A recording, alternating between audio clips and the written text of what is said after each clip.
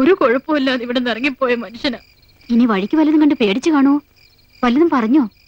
ഇല്ല, ഒരക്ഷരം വേണ്ടിയിട്ടില്ല. വന്ന ഉടനെ കിടന്ന് കിടപ്പാ.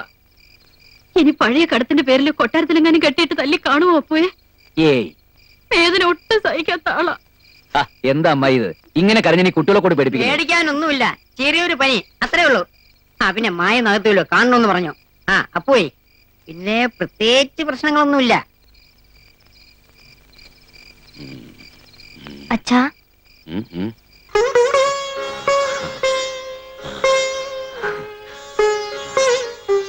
മോളെ, അച്ഛന്റെ പൊന്നുമോളെ, അച്ഛന്റെ മഹാഭാഗ്യ മോളെ, നീ മഹാഭാഗ്യ. എന്റെ ശ്രീപത്മനാഭ ഭഗവാനെ. ഒന്നുമില്ല മോള്, വിഷമിക്കാതെ, അച്ഛനൊന്നുമില്ല. ഇനി ഭ്രാന്തിന്റെ വല്ല തുടക്കവും. ഞാനൊരു മരുന്ന് തരാം, അതങ്ങ് അകത്ത് ചെന്നാൽ ഇതൊക്കെ പിടിച്ചിരുത്തി നടക്കും. വരിക വരിക. മോള് പോയി കിടന്നോ, നാളെ വെളുപ്പിന് എണീക്കണം.